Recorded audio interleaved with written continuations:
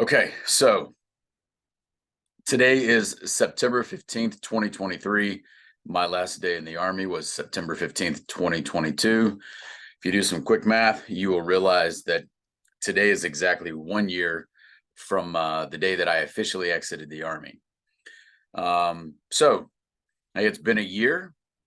So what do I think? What is my quick 1 year assessment? So the first question somebody might ask is, well, okay, you've been out of the Army for a year.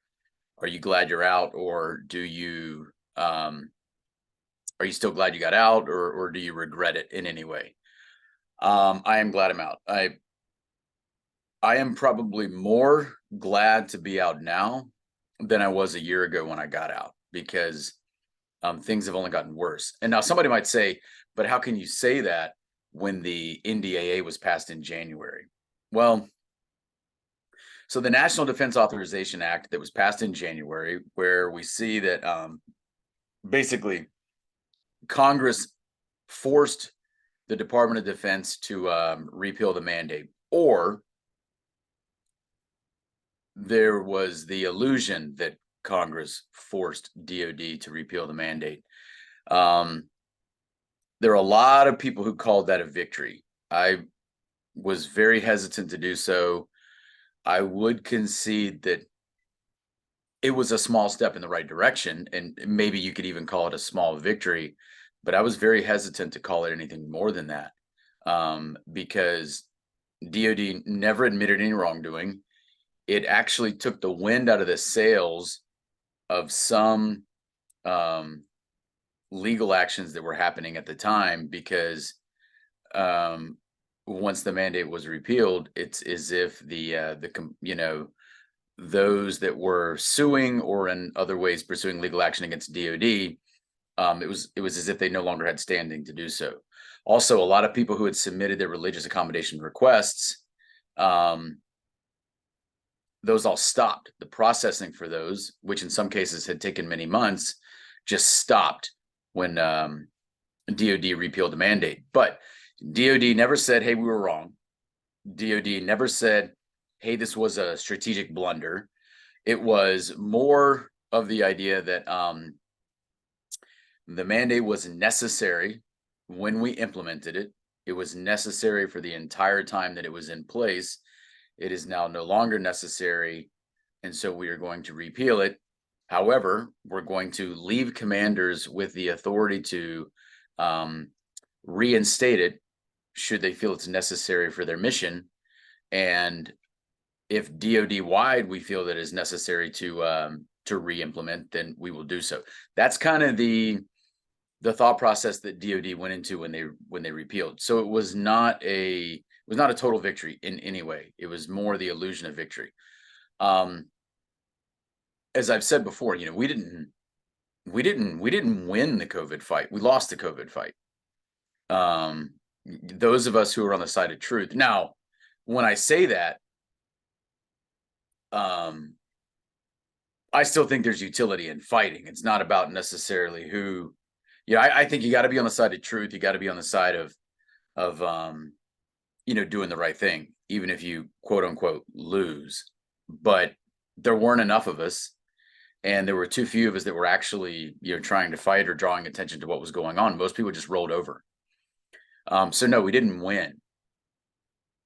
And now we see that a lot of this is coming back. But to the original, hypothetical question that I asked myself, am I glad to be out of the Army? Yeah, absolutely.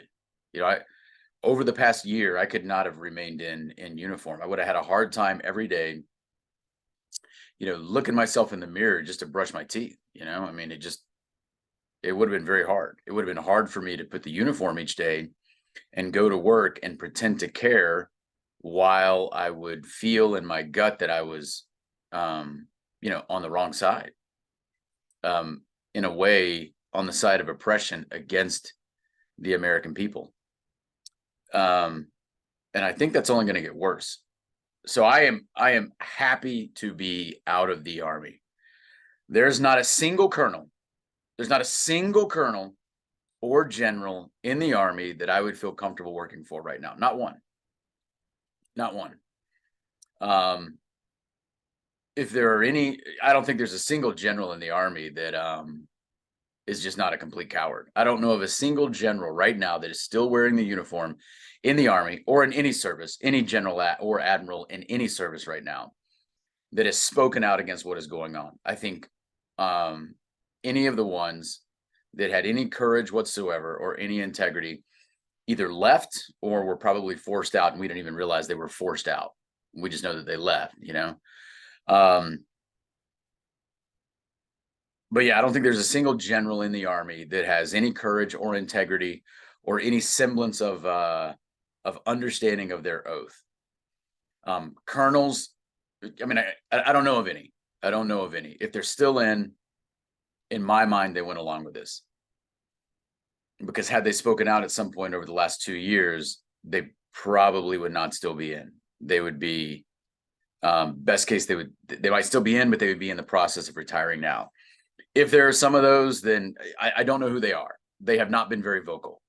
And there are plenty of people who, in my mind, are on the right side, but have been unwilling to fight. And I kind of have some heartburn with those individuals too. You know, maybe they left the military, they've not been vocal, they have not spoken out, they haven't given their reasons for doing so. They, and I understand sometimes people aren't looking for attention. I understand that, and to some degree, I commend people who don't go looking for attention. But we're in a war, and the way that this war is fought is through information. And a great way to get information out there is through telling your own story. And we need to hear the stories of those people who are courageous enough to get out. And I do have heartburn with people who did the right thing and then don't speak out about it. It's like, hey, it's great, and I appreciate that you don't want the attention, but there's more that you could do, and you're not doing it. So yeah, so I do have some heartburn with people like that. But as for people that are still in uniform, like I said, I don't know of any that I would want to work for. And then some people who left, I wish that they would do more to fight, like I was saying. I do not regret getting out of the Army. I have said before, I have some micro regrets about the way that I got out. I do wish that I had put a little bit more pressure on my brigade commander and my division commander as I was leaving. I did not get a chance to have a kind of a final interview with either of them. My division commander was deployed when I actually left the Army a year ago, and I was supposed to have a VTC with him. It got canceled. You know, I mean, no surprise. Even when I got relieved, I was not relieved in person. So, I mean, yeah, which is a totally cowardly move on the part of you know, my division commander. But because of that, I didn't actually have opportunities to tell him, kind of post my relief from command, which didn't even happen, you know, in person. I was relieved of command via email, but that's a whole story unto itself. But I do wish I had been a little bit more direct with them about why I was leaving. And I kind of planned to be, but then I didn't. Like, I asked my brigade commander, I asked if I could see him, you know, literally in the last couple of days before I was going to leave the installation for the last time. And I don't think he was too keen to meet with me, I'm assuming, even though he'd been cool with me all the time before that. But I don't think he was too keen to meet with me. And he definitely didn't make it a priority. Maybe schedules just couldn't link up, but it didn't happen. And then with my division commander, who was deployed, but even before he deployed, never made it a priority to even talk with me or even relieve me in person. So some of that I shoulder the blame for, because I should have forced those final conversations to happen. They didn't. That's kind of a micro regret on my part. And when I say a micro regret, you know, I don't regret leaving the Army. That'd be kind of a macro regret. When I say micro regret, I kind of mean there are things I could have done a little bit better. Um, I'll tell you another one that I've mentioned before. I took the in November. So I got relieved of command in October of 2021. And then in November of 2021, I took a flu shot. Now, why would I do that? I took a flu shot because I had taken one every single year in my career. And I just got relieved for not taking the COVID shot. And I did not want to take the flu shot, but I did because I felt like I was going to muddy the waters of my decision to not take the COVID shot if now I didn't take the flu shot, because they would immediately look at me and say, okay, now you're just being obstinate. You've taken every single, vaccine to include flu shots for 18 years. And now all of a sudden you're not going to take flu shots. And that would have kind of muddied the waters of my decision to not take the COVID shot, because at least if I just rejected the COVID shot, then it's as if I'm saying, hey, this one's different, which I do believe, by the way. And I'm not here to defend vaccines in general. I don't ever plan to take another one, ever. I know there are differing views on that, but I think one of the silver linings in this very, very dark cloud the last couple of years is that people are beginning to question the quote unquote science of vaccines in general. And I think that's a very good thing. But my point is that at that time, yeah, I kind of wanted to draw a distinction between why I rejected COVID when I had not the COVID shot, when I had not rejected the others. But by that point, I did not want to take the flu shot either, but I did. I kind of regret that. Now I understand why I did it. I understand that I was trying to make sure that everyone knew that, hey, these other shots aren't necessarily red lines. The COVID shot was a red line for me. If I were back in that situation now, would I take the flu shot? If I could go back in time to 2021, would I take that flu shot 2 years ago? I don't know. I don't know. I would not take it now. I'll tell you what, it wouldn't have mattered if I had not taken it then. I mean, like, I still left the Army several months later. So kind of this concern about muddying the waters turned out to not really be a big deal. But I didn't know then that I was going to end up resigning. I knew my career was over, but I still held out some kind of hope then that this might all get corrected. I'm not saying that I had a huge hope that was going to happen, but I held out some hope that this is going to get corrected. I'm going to get reinstated into command. And so I got to be very careful about where I decide to draw red lines. Anyway, but that's kind of another micro regret, is that flu shot. But all told, very happy to be out of the Army. And the people that I have met since I've been out of the Army are of a far, far higher caliber in terms of courage, integrity, honor, and patriotism than those that I would be interacting with if I were still in the military. Now, you heard me correctly. The people that I have interacted with over the last year are of a far higher caliber than those that I would be working with if I were still in the military. Why? Because those who are still in the military that have gone along with this for the past 2+ years now are weak. They do not have their country's best interest at heart. Some of them are, well, at the very top, I think some of them are criminals, and at the very, very top, I think some of them are guilty of treason. That's my personal view. I'm not indicting anyone. I do wish that we would investigate this thoroughly, and that we would, there would be some accountability. I'm not here to tell you that that's going to happen, but it should.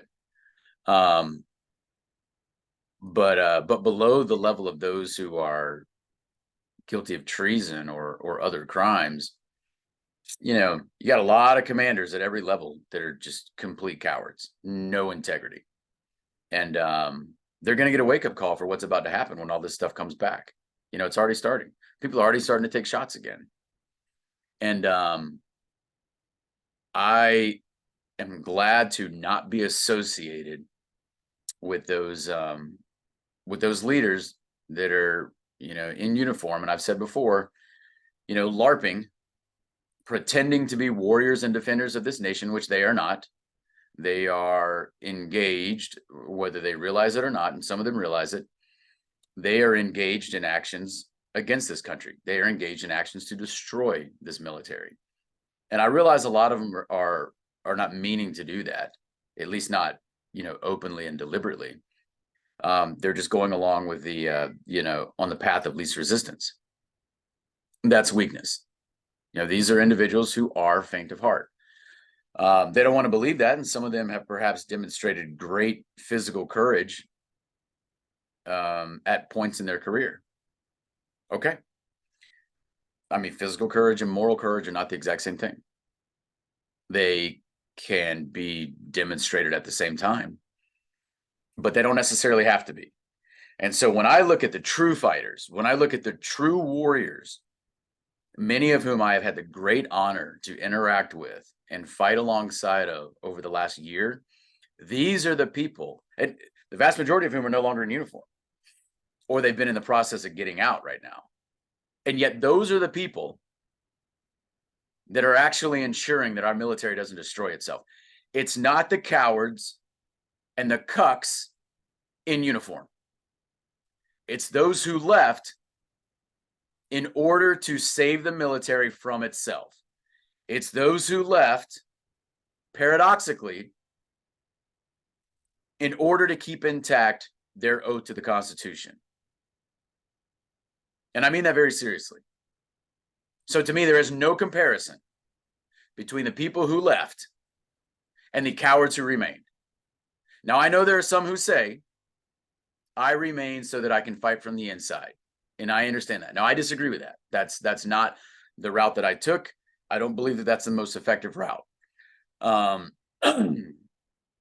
do believe that there are people who sincerely believe that, and there are people who did that for the right reasons, and that there are people who, they held out. They were able to make it to the repeal of the mandate through the NDAA, and they were able to preserve their careers. That is not the route I took. I'm glad I didn't take that route. I'm glad I took the route that I took, but I do make exception for that relatively small group of individuals who are in uniform who did do the right thing. They just took a slightly different route than I did, and I commend them for being strong. I feel that I can fight far more effectively. I couldn't make videos like this. I mean, I couldn't do all the interviews that I had done if I were still in uniform. Now I would have, preserved my career. I would have, preserved my retirement pension. And if I had held out or put in an exemption request, maybe I could have even finished out my battalion command. But to me, it's much more important to be aligned with truth. And sometimes you got to make sacrifices. I mean, it is what it is. And that brings me to my last point. So has the last year been easy? Well,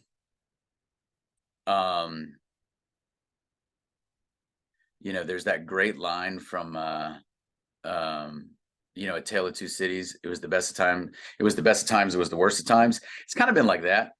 And that shouldn't be surprising.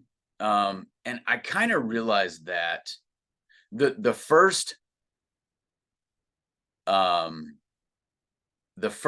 that I kind of felt that duality of emotion was when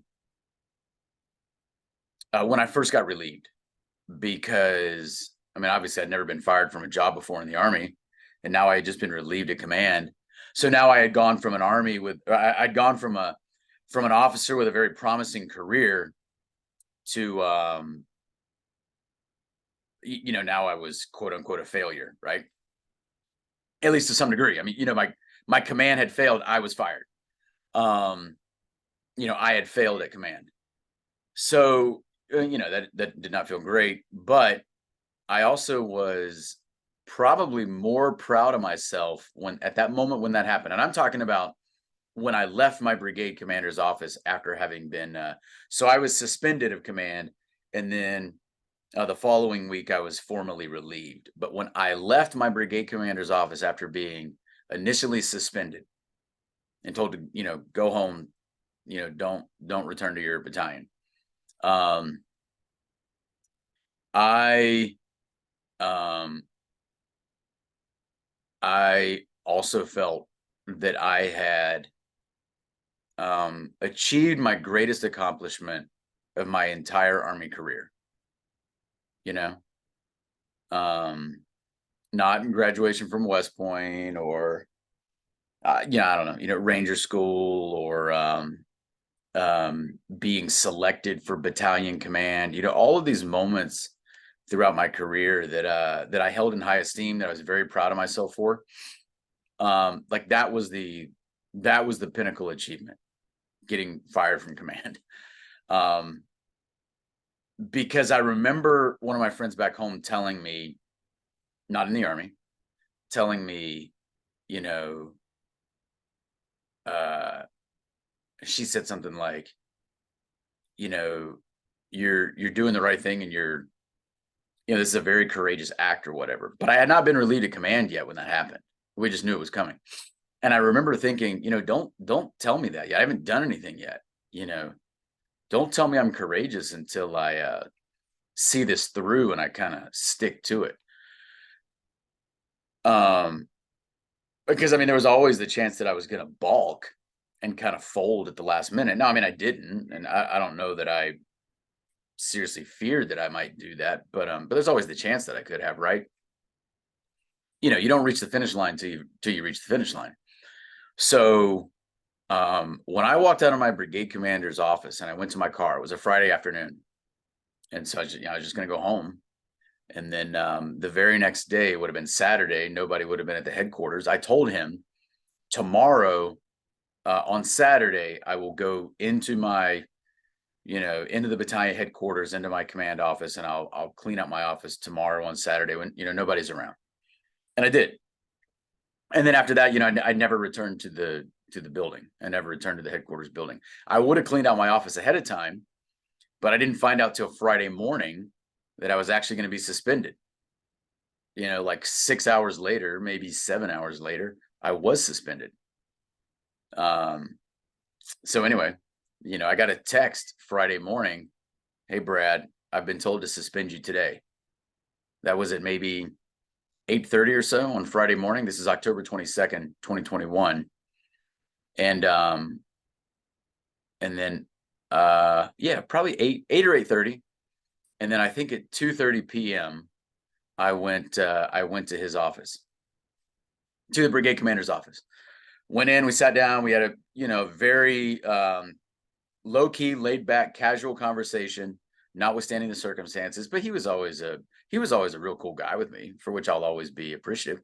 Totally on the wrong side of this, complete coward. But I mean, he was always a good dude with me. I liked working for him, in all honesty. As a battalion commander, I liked working for him as the brigade commander.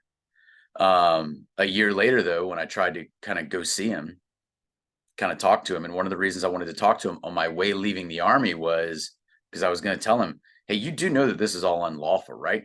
I never told him that when I was getting relieved, because, and I've said this before, I did not know, when I got relieved of command, I did not know about the whole BioNTech, Comirnaty bait and switch. I was not aware of all that.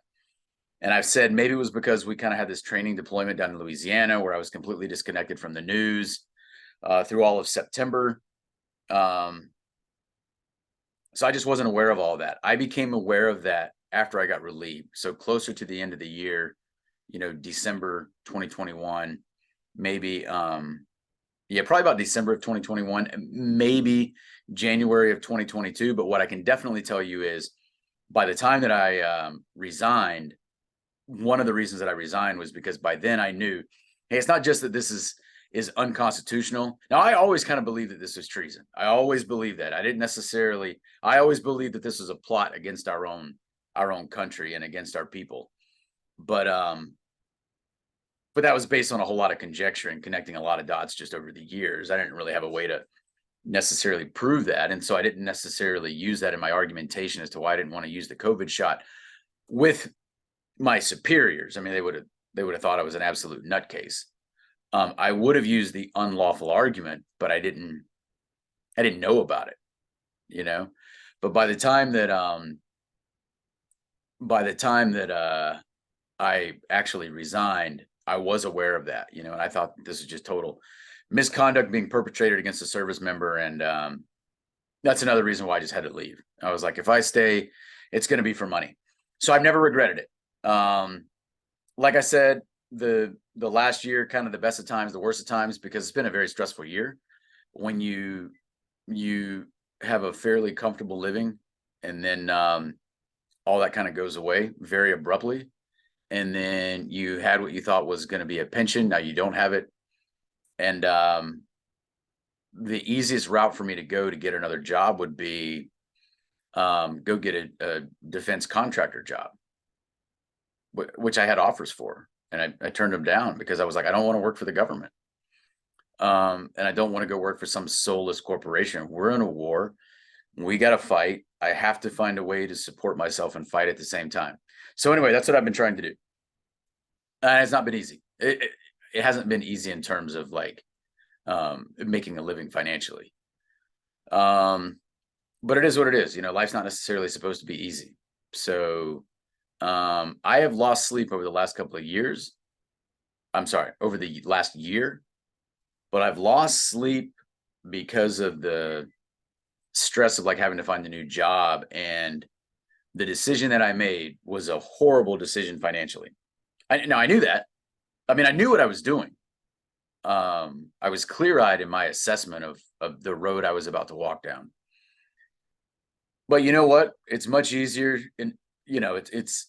I would rather lose sleep over that than lose sleep over you know, doubting who you are and the principles that you thought you held to until life got tough. You know, it would be, if I was losing sleep because of doubting who I am as a person, you know, that'd be much harder. Now, having said that, there are people who have been on the wrong side of this the last couple of years, and that doesn't mean that they have to be on the wrong side forever. You know, those of us who are on this side, I would like to think, will accept those, you know, with open arms. We will accept those who realize what's going on and decide that they have been mistaken, and that things don't work in this country the way that they thought they did. The world doesn't work the way that they thought it did. Their government does not care about them, or at least the rogue elements that totally completely run the government, do not care about them. The very senior leaders of the military do not care about them, and even their unit leaders, who probably do care about them, but they don't care about them more than they care about their careers. And they don't care about them to such a degree that they will actually go research orders that are highly questionable to find out whether or not they are lawful or unlawful. If enough people had done that the last couple of years, we would not be in the situation that we're in. And to my peers who are cowards and cucks, the battalion commanders and the brigade commanders in the Army, or the equivalent in the other services, could have stopped this. But there weren't enough of us. You know, there weren't enough of us who were brave enough, who understood command enough to be willing to sacrifice that command. So what that means is the people who retain their commands are those who don't actually understand what the mantle of command is about. And I've spoken about that commander paradox before. So anyway, in summation, because I've rambled, and sometimes when I do these videos, I don't really think about what I'm going to say. So I just kind of sit down and I'm like, well, I'm just going to hit record, and whatever comes out, comes out. So, so when you guys get stream of consciousness, if that's what it sounds like, it's because that's what it is. So in summation, 1 year, kind of hard to believe, right? A year since I've been out of the Army, almost 2 years since I got relieved of command. Because I got relieved of command in October of 2021. I didn't actually get out of the Army until September of 2022. So what happened in that 11-month interim. I was still in the Army. I just wasn't in command. And it was it was spring of 2022 when I resigned from the Army. And then it took several months for that to process. And, my last official day was September 15th, 2022. So yeah, it's been a stressful year. But it's also been a great year, and I would not change it. Um, I'm very glad to have met the people that I've met, many of whom, like the overwhelming majority of whom, I've never met in person. It's interacting with them through, phone calls, text, social media, people who have interviewed me, people who I'm in chat groups with, and we're always exchanging information. And there are a lot of these people that I actually feel very close to. I mean, I consider them to be good friends, and I absolutely consider them to be fighters, far more so than those that put on the uniform every day and attend a costume party. So I will leave it at that. And thanks for tuning in. Appreciate it.